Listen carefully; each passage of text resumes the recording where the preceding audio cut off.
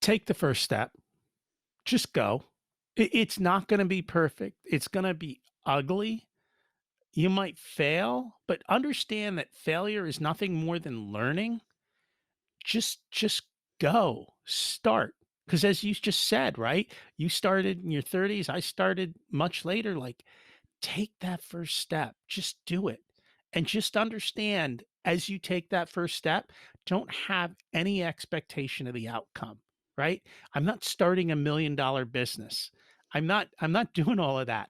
I'm going to go out and I'm going to talk to 5 people and I'm going to say, "Hey, if I created this product, are you willing to buy it today? Or if I did this, are you willing to take action?" With no limitations, what does your perfect day look like? What if it's possible to live like that every day? Would you wake up after 9 a.m., have perfect health, maybe fire your boss, have the money and freedom to do what you love most? The world is your oyster. Where would you be? Who would you be with?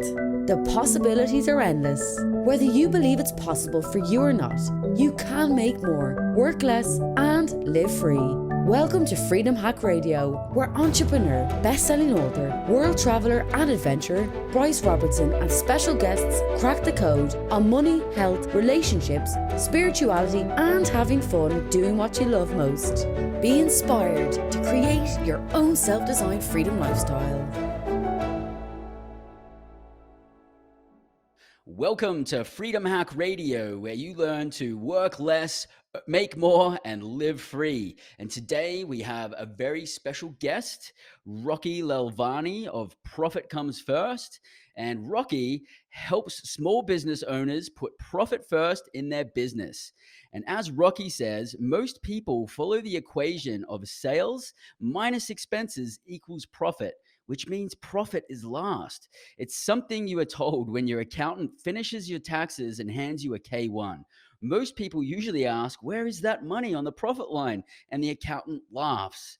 The new paradigm is changing the equation to sales minus profit equals expenses. By paying yourself first and planning for profit, the system helps you focus on cutting expenses. The entire process becomes automated, and the revenue flows to the appropriate accounts to ensure you have the funds for payroll, taxes, expenses, and profit. Once you have profit, you have fuel to live the dream life you envisioned when you started your business. So, Rocky, I'm going to dial it back a couple of notches here. You're known for your philosophy of know your purpose, have the right mindsets, and bring harmony to your health, wealth, time, relationships, and spirituality. And that's a really close topic to home because that's very close to our philosophy here at Freedom Hack Radio. Do you want to dig into that and tell me what that means to you? And yeah, go for it, mate. Sure. So, like you, Bryce, I'm an immigrant to the United States. I came a lot younger than I think you did. I was 2 when I came to the United States. My parents were starting over in life for the second time. And I kind of got to watch that process happen when they would get together with their friends and they would say, "How do we build the American dream?" And so just through those conversations, I learned a lot. And very quickly, they moved up the economic ladder. So we started off on the very wrong side of town. They only had a couple bucks when they came here. And so they had to literally save and scrimp and do things right so that they could build up wealth over time. And so I watched them do that and saw how they achieved success, which really kind of propelled me forward faster. The problem was a lot of that I think was financially driven. So even as a kid, I always had this idea I'm going to be a millionaire. I wanted to make $1 million or have $1 million. And I spent a good part of my life chasing that dream. And I achieved that goal. But then I realized I was missing out on so much. My health wasn't the best. I had this money, but yet there was no internal happiness, right?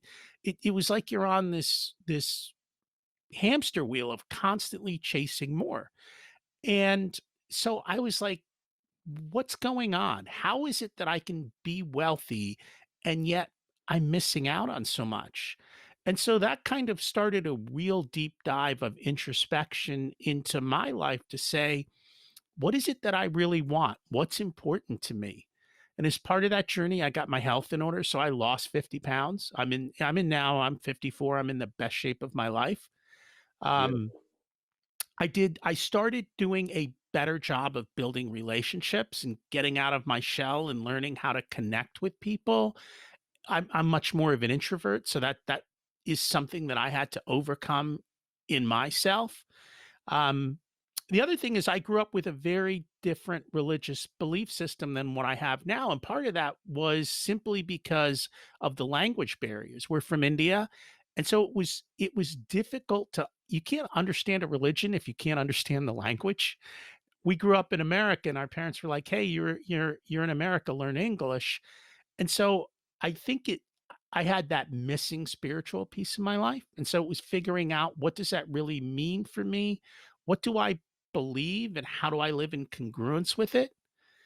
And then the big thing, which I did really well throughout my life, was manage my time. So I always, to me, time was always a very big, I don't know if what the right word is. Maybe it was very important to me that I didn't get on this 60-hour a week work schedule. I was like, I'm not going to work 50% more to make 20% more money. That's just absurd. So I always stayed away from that.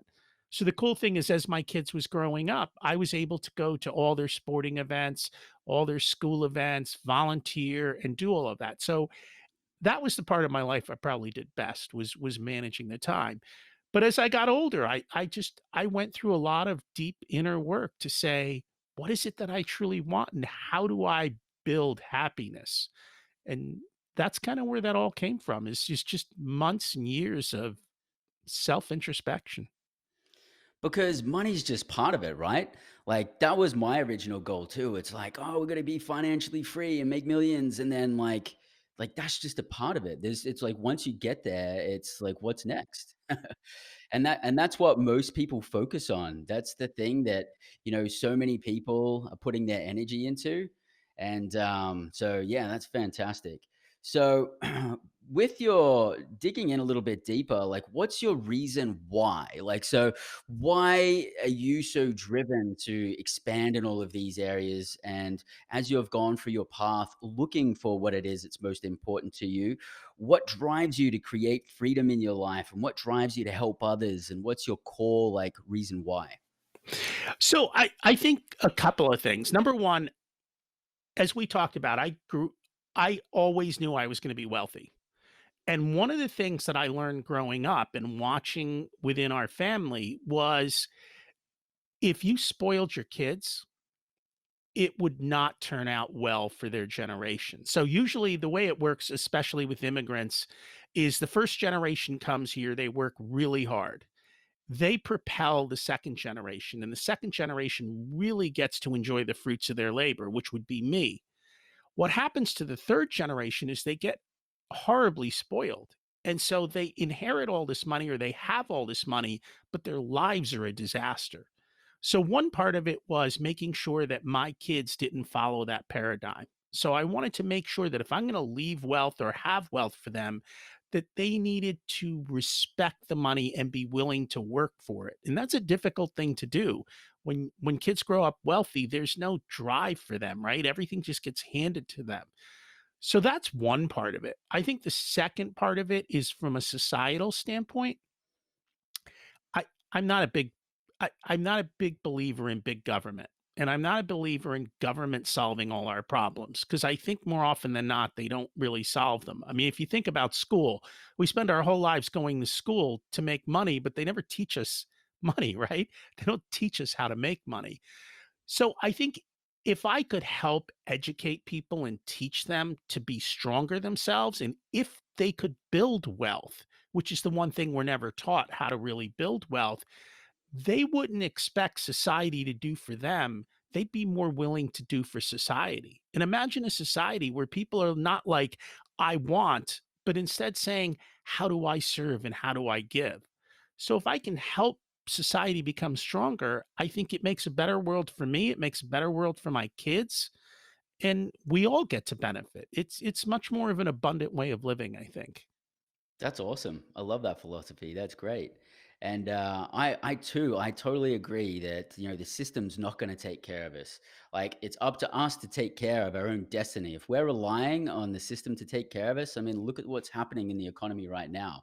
Like the system clearly is not taking care of us. They might be paying out, a $1,200 check here or there, but underlying at the bottom of it all, like we weren't taught at school how to take care of finances. We weren't taught how to have like good relationships or how to deepen our spirituality and be the calm eye of the storm when craziness is going on all around us. And so I think this is like so relevant, and I think the message that you're sharing here is like super relevant. And I wanna dig pretty deep into one of your business philosophies of financial success and your financial success formula of paying ourselves first. Do you want to dig into that? Tell us what it is, how it works, and why that's beneficial for business owners? Sure. So everyone knows the standard equation that we're taught in school, right? And I went through, I have a Bachelor of Science in Economics, I have my MBA. The thing is, as we talked about, they never taught us how to build wealth. And the formula that everyone teaches in all of these courses is sales minus expenses equals profit, which means at the end of the day, profit comes last. Well, if you're going to leave something to last, then you're leaving the crumbs at the end. And if you look at most small businesses in the United States, most of them they're living basically check to check, which means if cash flow doesn't come in, they're going to crumble rather quickly. And depending on the business, for some people, 2 weeks, a month, but even if it's only 2 or 3 months, that's still a razor thin margin. And it doesn't matter how big you are. There are companies that have 100 million of dollars in sales, and they're still on those margins. I mean, you look at the big companies like Uber still hasn't shown a profit. Like, they say profit comes last. Well, to me, that seems absurd. And my big aha came when I read Profit First from Mike Michalowicz. I mean, I was always in this financial space, but when I learned that business owners were this bad with their finances, I was like, these are my people. These are the people I can help and make the greatest impact on, because that gives a much greater impact. So Mike talked about changing the formula to sales minus profit equals expenses. And what that basically means is you take profit first.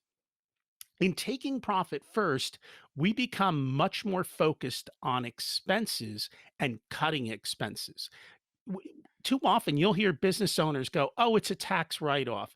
Oh, it's a business expense." It's treated without even a second thought. And that's why I think business expenses get too high. When you start saying, "Hey, I really don't have as much money to spend as I think I do," you start to become much more creative, and you naturally are better and more thrifty at saving. So, just a simple example, if you make $1,000 in revenue today, well, we owe the government a certain part of that. And many business owners forget until April 15th when they have to pay that bill, and then they freak out. How am I going to pay that? Well, if it's not your money to spend to begin with, why not separate it and segregate it?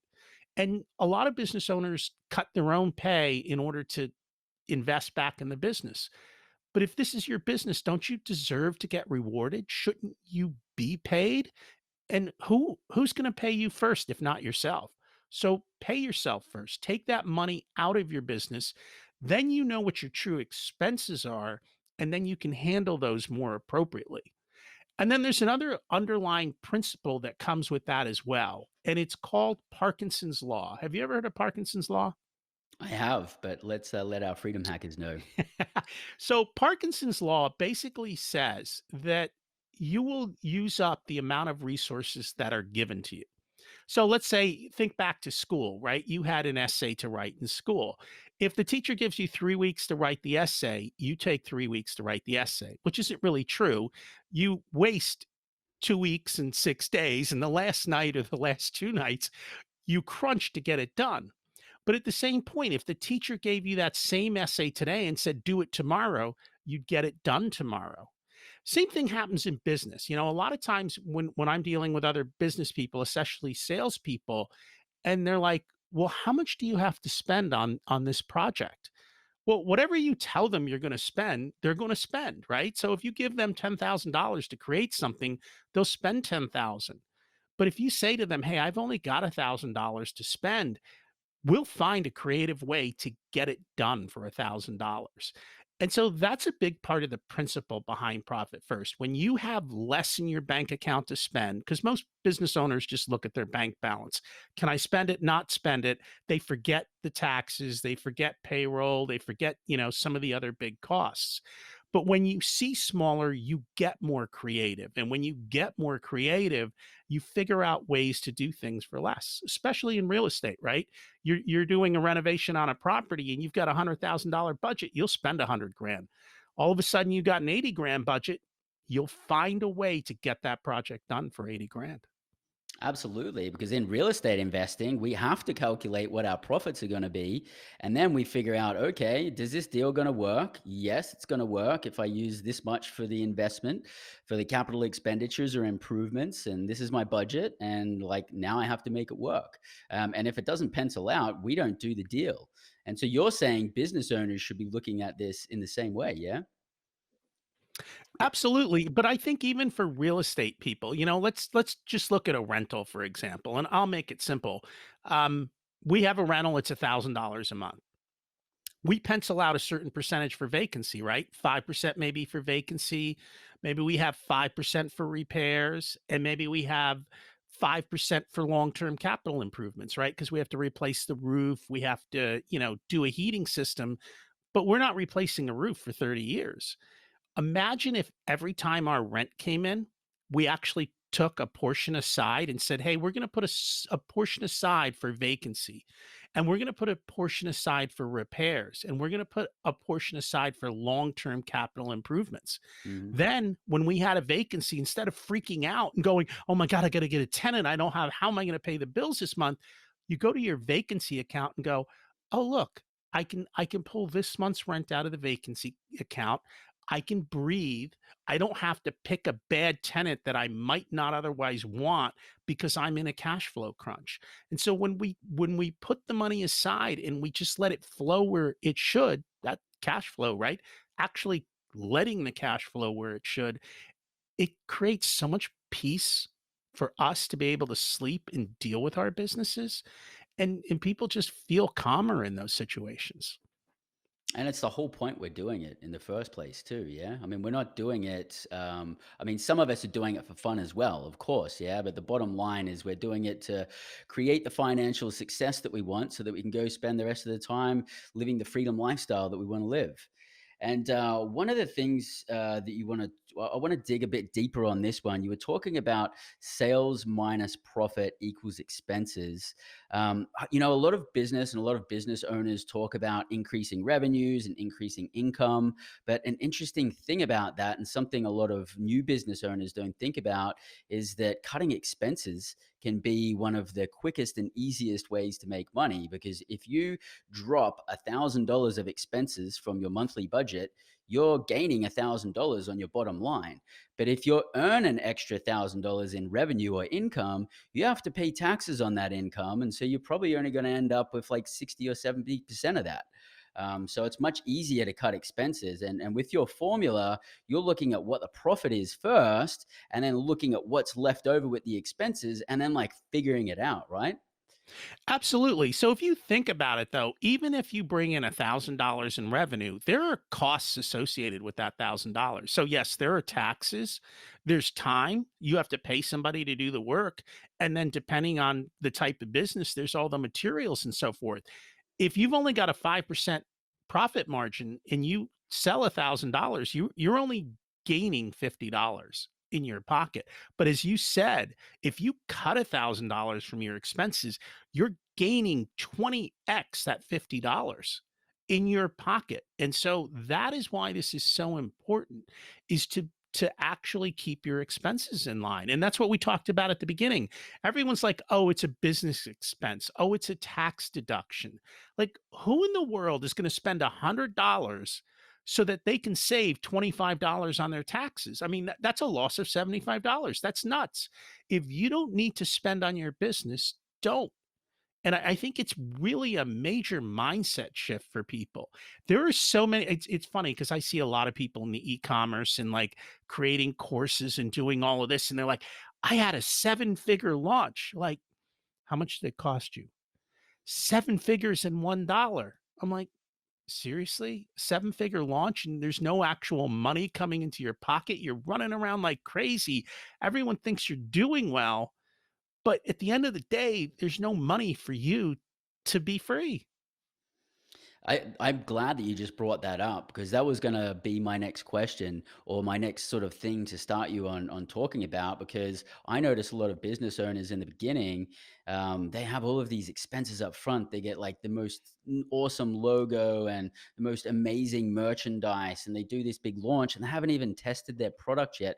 They haven't even found out if the market actually wants what they want, and they go and put a whole bunch of money up, get like the awesome website with all of the bells and whistles, and then they launch their product and crickets. Like nothing happens, and you really can just like a lot of really successful businesses that I've seen have tested the product in a really cheap method and done a lot of analysis and testing first before they're like going all in on expenses. Do you want to talk a little bit more about that? Yeah, I think especially in the startup world, if you're just beginning, testing your idea first is probably the most important thing. We always think that our ideas are the best, and they probably are to us. But the question is does the world? And the problem is you go to your friends and your friends all support you. Your mother supports you, but are people willing to give you their hard-earned cash for your business idea? And I think that is much more of a difficult thing. And I think it depends on the business, but a lot of times business owners are the people providing the service. And at the end of the day, people don't want your particular service, they want the result that your service gets. And I think for a lot of new business owners, they forget that. It's what is the customer's problem and what is their desired solution and outcome. And it's not how they get from that problem to the outcome. They don't care how they get from A to B. They just care that they get to B. And too often, most business owners focus on that gap that's irrelevant. And that's why I think they create products that they think are great, but that don't actually solve the problem or don't actually provide the solution, or they can't properly explain to the customer how they're providing that solution. And so we burn up a lot of capital, and that's the problem, I think, a lot of times. If you burn up all your capital, how are you gonna have a chance to do it again? We're not like Uber, we can't raise VC money left and right, right? Hmm. Yeah, and when you have setbacks, I mean, a lot of your drive and confidence can decrease, and the momentum going forward decreases as well. So we want to have wins straight out of the gate. You What do. what would you say? And you might have already answered it, but what would you say some of the biggest mistakes that new business owners make when they're starting out a business? Well, I think it's what you said, they don't test out their idea enough. I think that's a big part. I will tell you, for me in real estate, one of the biggest mistakes I made was not starting. Right? So, Mm, as a kid, I knew how to do everything as far as repairing houses. So, I could do electrical, plumbing, framing, um, roofing. I knew how to do everything. When I was in college, I sold real estate. So, I knew the transactions of real estate as well. I didn't buy my first investment property till I was 45. And so, that waiting part is the biggest thing. I think it's a lot harder to go from 0 to 1 than it is to go from 1 to 100. And so I think people need to at least start trying, but try and go with the idea of failing fast. So test the market. Don't put a ton of money into it until you're sure that it's going to work for you. Real estate, I think, is better because it is more of a sure bet in a sense that everybody knows that they need a house to live in. It's just the appropriate pricing. But there's so many ways in real estate to even make money without putting up mhm. your money up front. So that's how you can at least get started is but go either partner with somebody, just get started and try some different things and understand in the beginning failure is just part of the learning process. You're not failing, you're just learning. You're testing the market and seeing what works for you. There's so many different ways to make money in real estate and business, but you've got to find the one that matches your skill sets best and your personality. So I think part of it is also doing the internal deep dive. What are my unique skill sets? Where do I fit into a particular marketplace? And what's my best fit? Excellent. That's awesome. Thanks for sharing that. Um, so I'm gonna get a little bit more technical here. Yeah, we're gonna dig deeper on something that I think is important, and I know that this is an area that you specialize in. Now, our CPAs and our accountants, they talk to us about a profit and loss or a balance sheet. Do you want to explain what these documents are, what their significance is, and what are the main things we should be looking out for? So, all of those documents that you talk about are things that our accountants prepare. And many of them are backward looking. So, it takes a while for your accountant to prepare your profit and loss, your balance sheet, everything else. But a lot of it is historical. The other thing that you do want to know that's also important is cash flow projections looking forward. So some reports look backward, some reports look forward, and some reports are there kind of as a scorecard.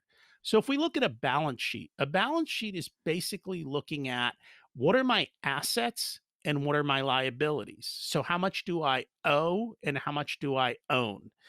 A balance sheet is great for looking at a in a timely fashion a few times a year so that you have a scorecard. Is my net worth growing?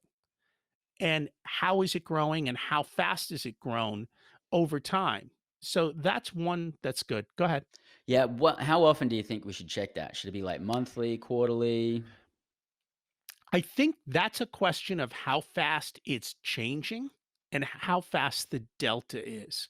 Um, your accountant, these things are all run on software. Like literally, you can push a button and get a balance sheet.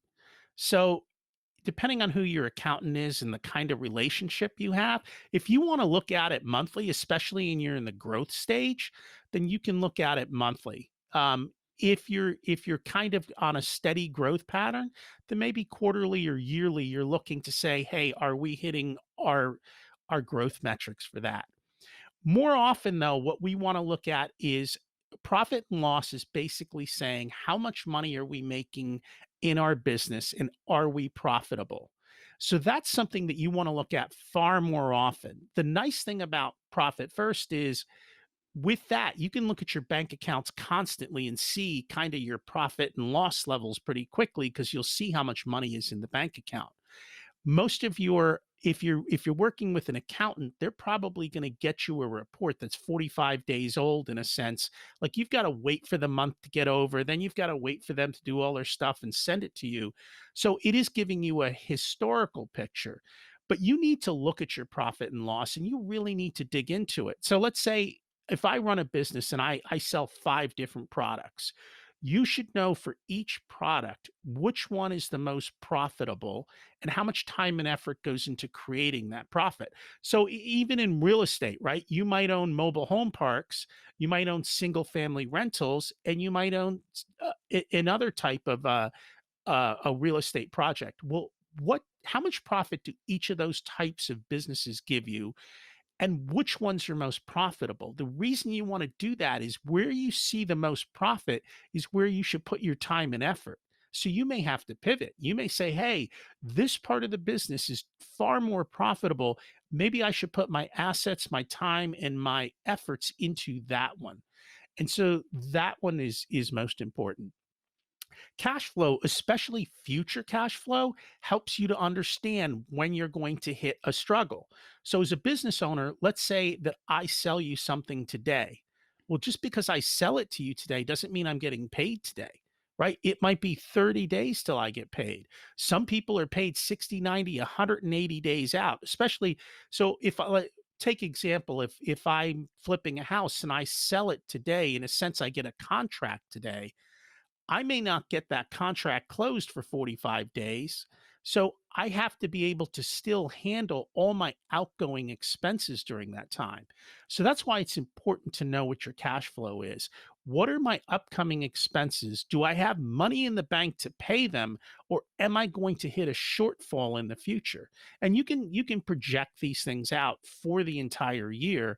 And if you're working with a good accountant or somebody within your organization who does that, they should be able to look at it. And some businesses are very cyclical, right?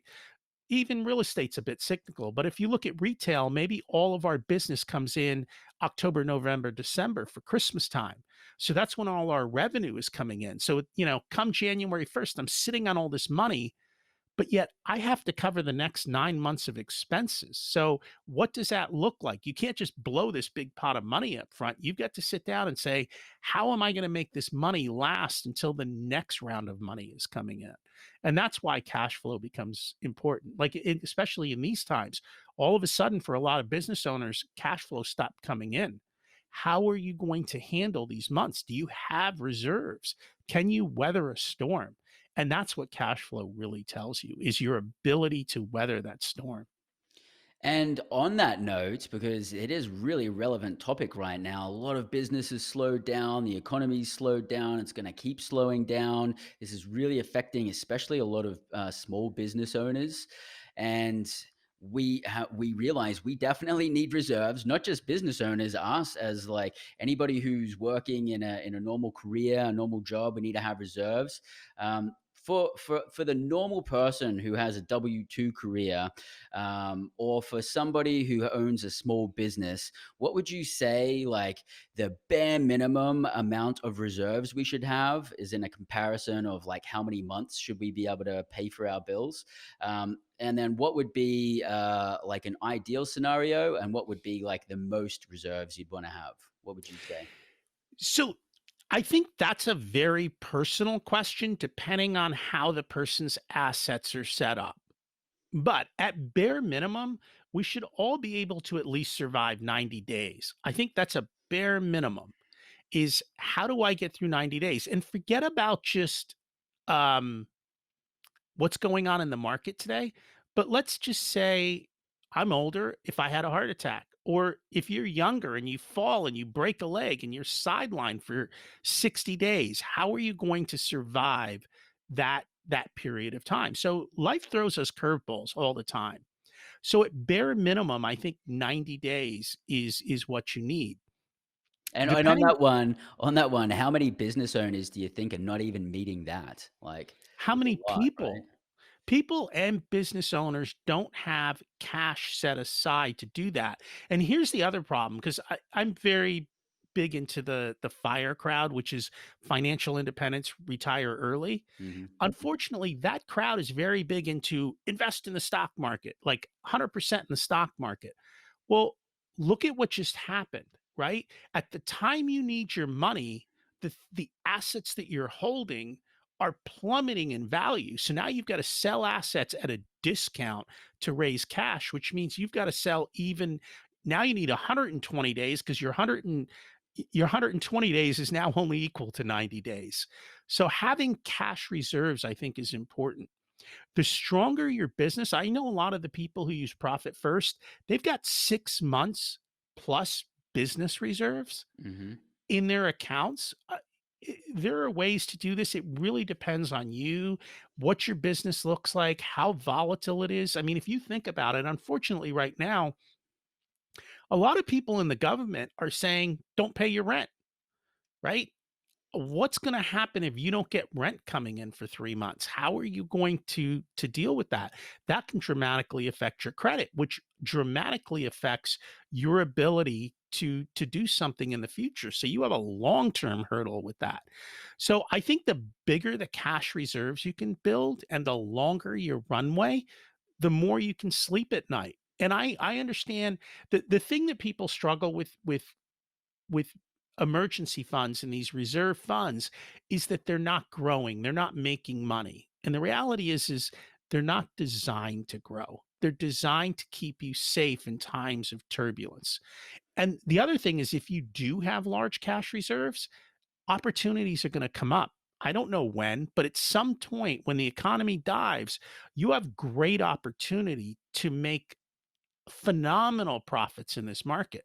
So if you have the cash reserves, you're ready to roll. And if you think I'm nuts and this isn't the way to do business, look at Warren Buffett. I think Warren Buffett is sitting on I don't know how many hundreds of millions of dollars in cash waiting for opportunity. And he's going to find opportunity where he can swing for the fences and the fence is literally an inch off the ground because that's the climate. And that's what he does. He waits for massive opportunity. So that's one of the other things. You can build up these cash reserves so that when opportunities present themselves, you can swing for the fences and make killings where everyone else struggles. And you hear that all the time. You see these people, even seven-figure business owners, and an opportunity comes up and goes, "Hey, we've got this great opportunity. I need 3 guys to put in 100 grand, right? 300 grand, we can double our money in 90 days." Most business owners can't take advantage of that opportunity because they don't have the reserves and the ability to do that.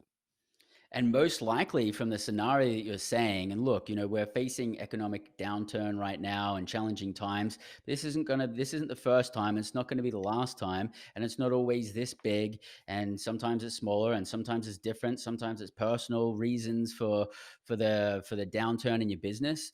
But these things are going to happen. We can guarantee that as business owners. And from what you're saying, it's the people that don't have the cash reserves, they can't take care of themselves for very long. They're the ones that end up, being evicted or losing homes or losing businesses. And the ones who do have cash reserves and maybe have even a little bit more saved up when they know that like economical downturns like this are going to happen, they can come in and make a lot of opportunity out of all of the chaos. Well, think about it. If your business goes out of business today, right, and it's sitting there, whatever the shop is, 180 days from now, when things turn around, I can go to your landlord and go, "Hey, we'll take over this business. You've got all this essentially equipment at pennies on the dollar. You can turn in and, walk in and just get rolling." Same thing. I mean, that's what happened in 2009. That's when real estate started to drop dramatically. There were phenomenal deals. Florida, Arizona, people picking up property at 20 cents on the dollar, 30 cents on the dollar. If you had the ability to walk in at that time, you made a killing. You made far more money in a couple of years than you could make in 10 or 20 years. And in these scenarios, wealth doesn't disappear. When people are losing wealth, that wealth is not disappearing. It's just transferring to other people who are better prepared and are in a better situation to be able to weather the storm and take advantage of things like this. So the better prepared we are, the more opportunities we can take advantage of. And taking advantage of these opportunities also puts us in a position where we can provide massive value to people who just like had problems financially. So it's like a win-win-win cycle all the way around. But unless we're prepared, we can't do anything about it. That's true, and I think that's why diversifying assets is big. So maybe you have some in real estate, maybe you have some in your business, maybe you have some outside your business in brokerage accounts and in the stock market. Having different pots of money means that if one part of your life or one part of business gets disrupted, you have other parts to take you through the storm. And we're all going to have storms. Life is full of storms. We seem to sometimes just think that we're not going to have storms. We all do, and you never know when and why. But if you're prepared and you're diversified, you have the ability to ride the storm better than the next guy. I totally agree. Diversification is key. Um, and something you said there made me think. Well, like the examples that you were giving, some of those methods of income were active investing, where you're going out there and you've got your own business and you're creating deals and you're working on it. And then some other investments were passive investments, where we're not really putting much active effort into it. Someone's managing those investments for us. And so we can always have, like, we can have almost unlimited amount of passive investments as long as we can fund it with the funds that it needs to pay for these investments up front. And then we can only have like a certain amount of active investments because it takes our time to get involved in. And a lot of people can just focus on one. But what if your active investment that you're working on that's bringing you tons of money in stops for some reason? Because I mean, there's a million reasons right now that businesses could stop. So I think it's important to be diversified, not only through like asset classes and different types of ways of making money, but on the passive side and on the active side as well. So we can, whoa, my passive investments have really dropped. I better crank up on the active side, or vice versa. It is. It's nice to have different levers that you can pull and the ability to pivot and make changes. The people who can pivot fastest in these times are the ones who are going to survive, and they're going to get unduly large gains because they see opportunity, they have the ability to take advantage of opportunity, and they can go forward. And they're the ones who will have that ability to survive. Yeah, I totally agree. So we've talked about all some of the advantageous things that can happen as an entrepreneur and some things to look out as a business owner. I'm going to be like super blunt here, Rocky.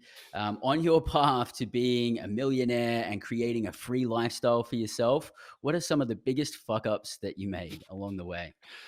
So I think I told you one of them, which was I waited till I was 45 to take the shot on real estate, and that was a mistake. I mean, if you think about it, the amount of growth that I left on the table by not buying property in the 90s, I can never get that back because the amount of growth that came after that was phenomenal. So I lost out so much because I was afraid to take the first step and get in and fail and try something. So that I think was a major one. That goes to the compound interest curve. So well, I'll give you an example. So let's it may be money your listeners have heard this or not. But if I gave you a penny today and I doubled it and gave you 2 pennies tomorrow, and the next day I doubled it and gave you 4 pennies, how much money do you think you'd have at the end of 31 days? After 31 days? 31 days of me starting with 1 penny. Tomorrow I give you 2. The next day I give you 4. The day after that I give you 8 pennies. The day after that I give you 16 pennies. The day after that I give you 32 pennies. And I do this for 31 days. How much money will I have given you? If I was uneducated on this, I would probably guess that it would be like in the hundreds of dollars or something like that, or the thousands, but I believe it's actually up near a million, isn't it? It's close to $10 million. dollars. 10 million in 30 days? 31 days. 31 days. By doubling my 31. money And each day. the reason I say 31 because at 30 it's 5 million. But 31 day, that 5 million doubles to 10 million. And that's what people don't realize. The little things at the beginning have massive, massive effects at the end. But you can't get the massive effect at the end if you don't do the little things at the beginning. And so that applies to every part of life, whether it's how much you weigh, how much you learn, how fast your business grows. If you don't start, you miss the end. And so that I think that was my biggest thing with real estate. I missed out on a lot of growth. The other big thing I did was 2009 we went through a significant financial panic and I panicked. I don't think people realize when you open up your statements and you see your money just dropping, dropping, dropping in the stock market, how much it literally sets off that flight, the fear of flight type of thing in your Mhm. brain. You've got to really understand your emotions and how you're going to react. And I didn't have good advisors at that point around me to give me better advice to say, "Hey, ride the storm, you'll do better." So that cost me money as well. We all make mistakes. I mean, those 2 mistakes cost me millions of dollars. But in spite of that, I still have millions of dollars. So it's okay. Right? We can do those types of things and sometimes you have to learn so that it builds you to be a stronger person. And that's what I learned to be stronger because of those. And you have a choice. You can either learn from my stupidity or you can learn from your stupidity. I'm really good about telling people about all the dumb things I did because then they don't have to go through the struggle of learning. They just have to be smart enough to listen. And that's the thing, like, there's most likely for most of us out there looking to make more money, to become wealthy, to become successful in something, for the most part, there's gonna be somebody else there who's already pioneered it, they've already done it, they've already gone through all of the mistakes, they've already had the pitfalls, they already know how to make the quickest, easiest profits. So you're best off, like, teaming up with people like that so you can piggyback their success, ride their tailcoat, until you're very comfortable with all of avoiding all of the pitfalls and maximizing the profits as well. And that's something that a lot of people like, oh, I don't want to like give money to a mentor, or I don't want to read books. I just want to get into it. It's like you got to get educated. Don't stop that from you getting started. Get in there and start straight away. But like have someone looking over your shoulder too. Wouldn't you say? Absolutely. I think that my biggest mindset shift was if you can buy a book for $20 that's got somebody's lifetime of experience in it, it's a no-brainer investment. Like I have hundreds of books. Depending on the time, like my minimum goal was to read 2 books a month, and I think the last few months I was up to 7 books a month before all of this stuff came and threw me off kilter. Hmm. But the amount of knowledge that you can get for next to nothing is beyond belief.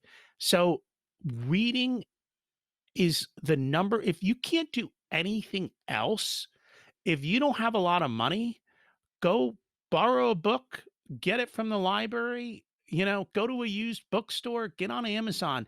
That is your fastest, quickest way. And try and find the best books that are out there for that particular topic. And sometimes you have to go through a bunch of them. I've read hundreds of books, and each one takes me closer and closer. And there's some books that I read over and over again. Um, because every time you read them, you get something else out of them. And so it's constantly doing that. Actually, this is one that I read all the time. This is called A Manual for Living. It's Epictetus. It's Stoic philosophy. So it was written 2,000 years ago.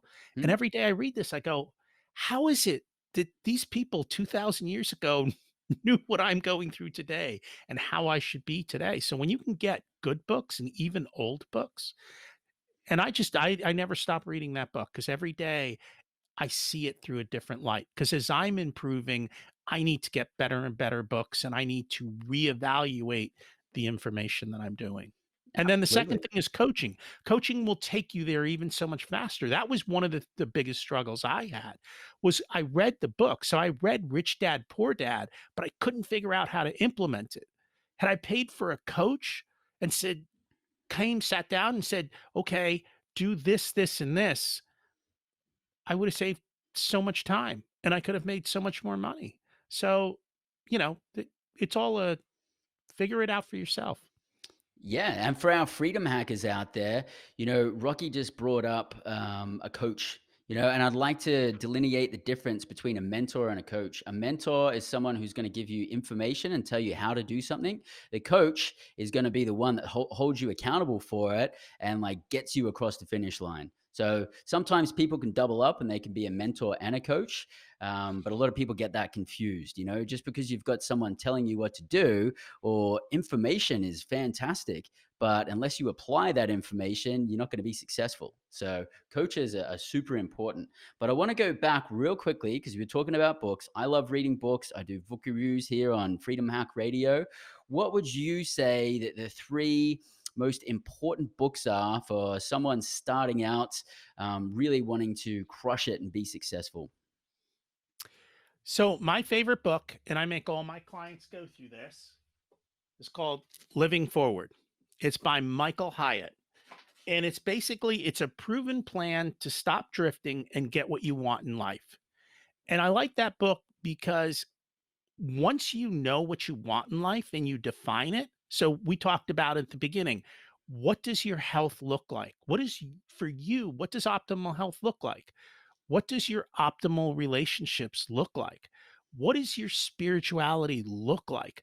What does your wealth look like? What does your work look like? To sit down and spend the time and to create a document for your life and say, this is what I want in life. This is my target. This is what I'm going to go after. I think that's phenomenal. This has been the best resource I've been able to find to help you create that plan for yourself. So the Okay. book takes you through the whole thing. For those of you who think I'm nuts, and this isn't important, this is no reason, there's a book by Napoleon Hill Mm. called Outwitting the Devil. Yep. And he wrote this book in the 1930s. His family would not let him release it. It actually didn't come out until about 2011 or 12 or sometime. It was too But it basic controversial, right? what's that? It was too controversial, right, Too for the family to controversial. release it. Yeah. And basically, the premise of the book is the devil wins when you're in the drift. And it literally shows you how throughout society, all of society essentially, from religion to schools to government to work, is putting you in the drift. And so you've got to kind of have that awareness. Hey, wait a minute. This is why I'm stuck. Oh my God, I didn't realize that. So I think that's another great book. And then, for a third book, I really depends on who you are, what you want. But whatever it is that you want to work on, go find the best book in that particular area. For health, Tim Ferriss's 4 Hour Body, great. For understanding balance sheets and how to evaluate companies, there's a book on how Warren Buffett evaluates companies. I think that's a great book. So, what's the area that you want to improve? Who's got a really good, like, if you go ask 10 people for a book in that topic, a certain book is going to pop up all the time. And so, finding that best book for whatever it is you need to learn next. And for everybody watching this and listening to this right now, at the bottom of the YouTube video, there I'm going to have links for all of these books as well, so that you guys can easily access them. So, Rocky, tell us how understanding financials and paying ourselves first and everything that we've been talking about translates into living free. So, as we talked about, money is just one piece of the puzzle. But what it is essentially, what money is fuel. And it gives you the ability to do all those other areas, right? If I have money, I can throw dinner parties and have my friends come over, right? If I have money, I can travel the world and see things. If I have money, I can give and donate to make society better. If I have money, I can invest it to create businesses and do the things that I love. So it's a tool and we need to learn how to use it, but it's the tool that gives us the leverage into all the other parts of life. And it makes it much, much easier for us. You don't have to have that tool, but the more you have of that tool, the easier everything else becomes, I think. Absolutely, and the better everything else comes, right? So if you can like pay for good health and buy good food and go to the gym and pay for your gym membership or whatever, or you can pay for you're going out on dates and you want to go to that nice restaurant and have the nice clothes or whatever to win the person that you're courting. Like all of these things play off each other, and so I think some people, especially if they're coming from a spiritual perspective, will go, well, money is the root of all evil. Well, that's actually not even true. And that's not what even is said. The love of money is the root of all evil, which is a very different perspective. If you're focused on the love of money, not the freedom that money can create for you, then you're going down the wrong path. And that is true. But the world that we live in, the more money we make, the more we can help people, the more we can do the things that we want to do and make a change in the world. And it goes the same with the other areas that you were talking about: health, relationships, spirituality. The deeper we are, the stronger we are, the more we're growing in these areas, the better we're going to be in all the other areas of our life. And I really just think it's so important. So, on the topic of freedom, Rocky, what does living free look like for you? And what's your ultimate freedom lifestyle? So for me, I think ultimate freedom is time freedom, the ability to have the time to do what I want when I want without some sort of obligation. in so for me, I don't have to get up in the morning and go to work, right? I have the freedom to do that. If I want to get together with friends, I have the time freedom to do that. So for me, having the time to do what I want and be intentional about it, I think that is the biggest thing because we can buy mostly everything we want, right? If I want better health, I can buy better food. I can pay for a coach to come coach me. I can buy all of these types of things. What I can't really buy back is time. Sure, I can buy time. In other words, I can pay somebody to clean my house, which gives me more time. But once time goes by, we can never get it back. And so I think that's the one asset that we give away too freely in our lives. We don't value it enough. And uh, when we value it is when we become older, right? Or when you start all of a sudden you get a unfortunate reality that you realize there's not much left for you. And that's when all of a sudden we start to appreciate it when it's taken away from us. I don't think I've ever heard of anybody on their deathbed that said, "Man, I wish I made more money and worked more." They're always like, "Oh man, I wish I spent more time with my wife or like my Mhm. kids or like, I wish I spent more time doing the things I love." It's always something along those lines, isn't it? It's not working. People are not It's like, not "Hey man, I wish I worked more." No, it's time. And I mean, I had the time where literally, I had the ability to be with my kids, to have dinner with my kids, to be at all of their events, and that was important to me. And so I think managing your time is very, very important. We have a saying in our house, if it's not on dad's calendar, it doesn't exist. So we use Google calendars, shared invites. And so I plan out my week. I know what I have to do and when I have to do it. And so people think, oh, he's got that calendar. Oh, he's optimizing every minute. No, I keep a lot of margin time in my life. I make sure that there's tremendous margins between activities so that I don't have to run from one thing to the next thing to the next thing. My automated calendar automatically blocks out margin. So if I have something ending at 12, you can't book me till 12:30, right? It gives me that margin. And then at the other end, if it's a 1-hour appointment at 1:30, it puts margin on the other side saying, well, you can't have something right after that so that you have the time in between things to enjoy and to savor. And it's wonderful. So it sounds to me like the success formula that you're using in business and that you're teaching business owners to use in business, you're also using in your life to gain profit of time. It's like you want to get your time, you lock in your time first, and then you're like, cool, and this is how much time I've got left over. And now I've blocked out the time that I want to do the things I want in life. Now, how much time do I have to spend on business and the other things, right? Is that what you're doing? Absolutely. I mean, in some senses, yeah. I mean, I block out the different things. I have certain things to get done. And so if I have 2 or 3 big things to get done this week, I will put those items in my calendar so that I have the time to get done my big rocks. Hmm. And then all the other stuff usually doesn't matter, That's a big time management thing. And I don't know, have you ever heard the story of filling the jar with the rocks and the sand and the pebbles and all of that? Yeah, I think you should digress on that right now. That'd be valuable. So this is, and you can Google this and find it. But basically, what they did is they take this large pickle jar. It's probably like a 1 gallon jar, and you've got to fill the jar, and you've got some different things. So you've got these large rocks that have to go in the jar. You have some medium rocks that have to go in the jar. You have some pebbles. You have some sand, and then you have water. And here's the thing: if you don't start with your big rocks and put them in first, nothing else will fit. But if you put the big rocks in first, then you put in the next size of rocks in there, and then you put in the pebbles, and then think about it. You've got all these rocks in here. Well, the sand is going to find its way into that, right? It'll find its way into the nooks and crannies. The same thing, the water will find its way and flow to what's there. In your life, the water and the sand are emails, TV, i- you know, irrelevant things that Social don't really media. matter. That they're the useless things.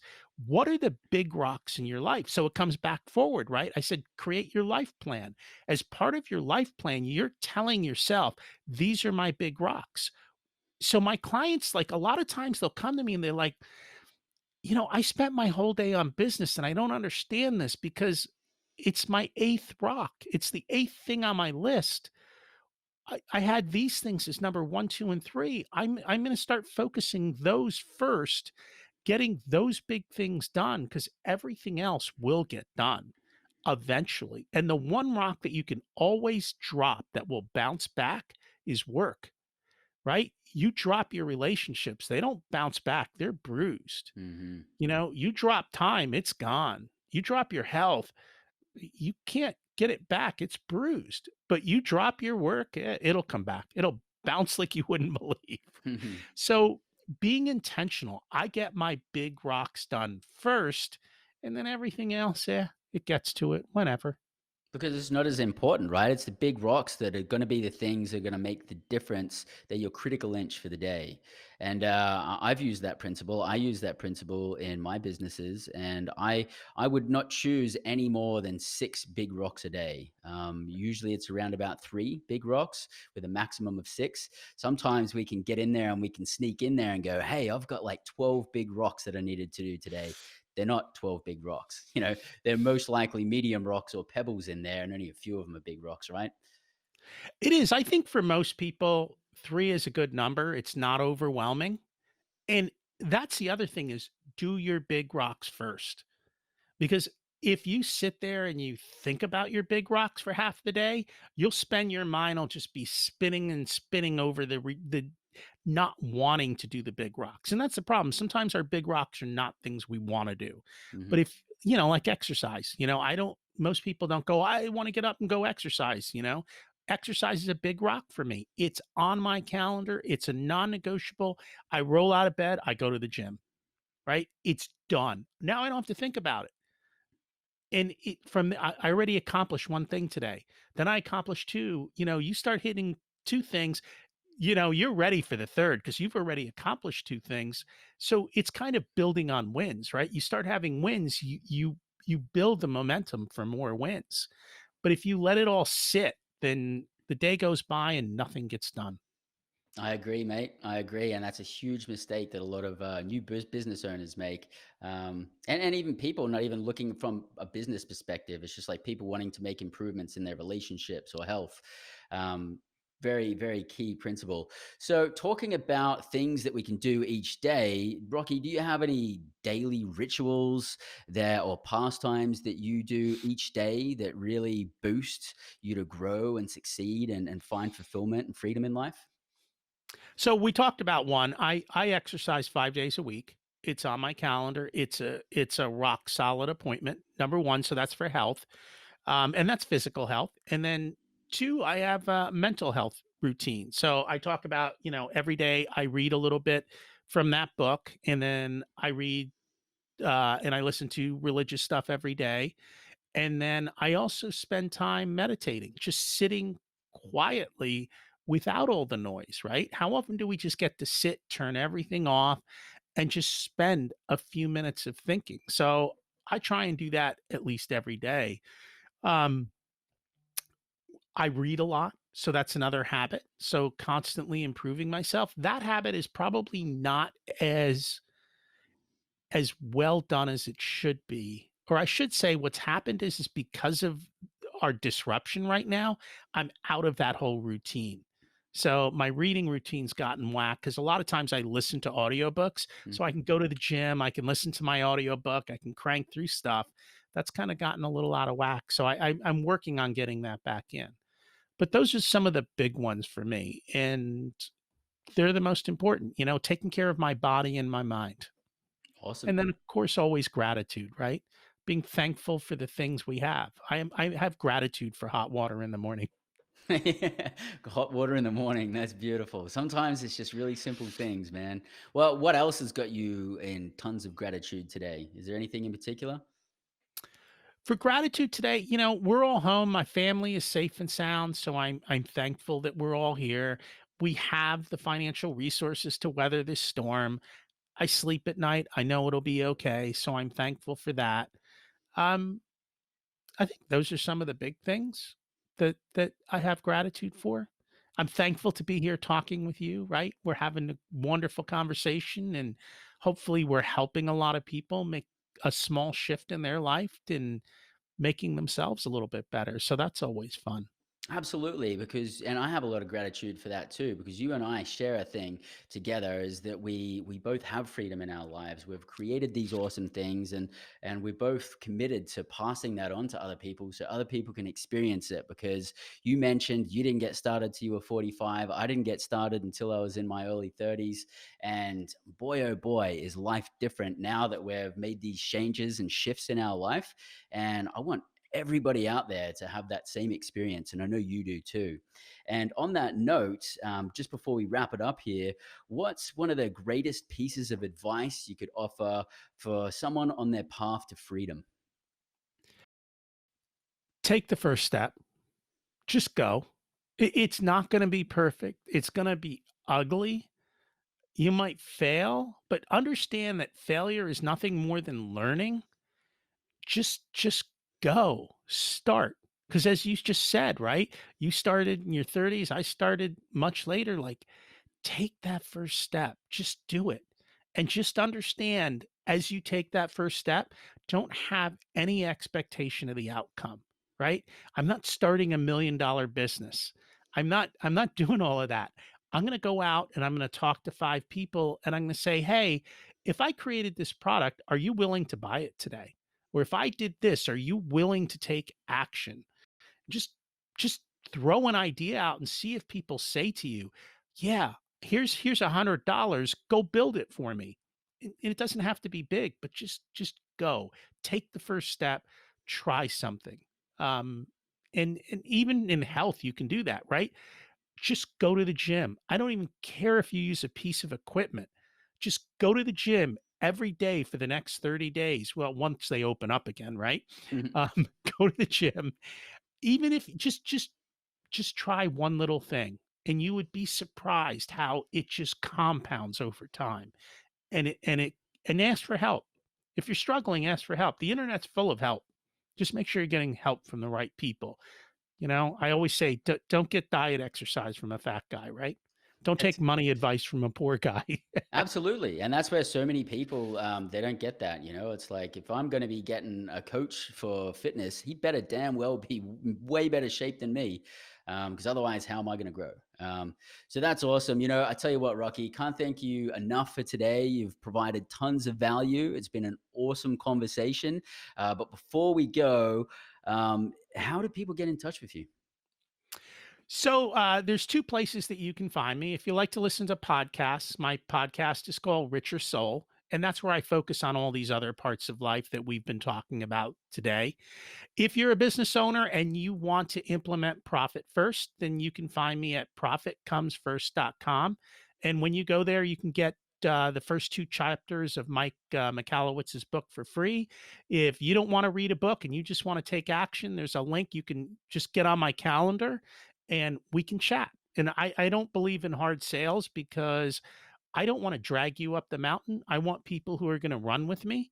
So we'll chat. We'll see if it's a good fit. If you're a good fit for me and I'm a good fit for you, let's go. Let's have fun.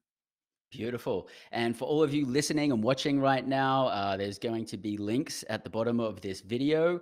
So I'll have all of the links so that you can contact with Rocky and keep that conversation going. Mate, I can't thank you enough. Thank you very much for providing massive value. For everybody else out there watching on YouTube or listening, subscribe to my YouTube channel, Freedom Hack Radio.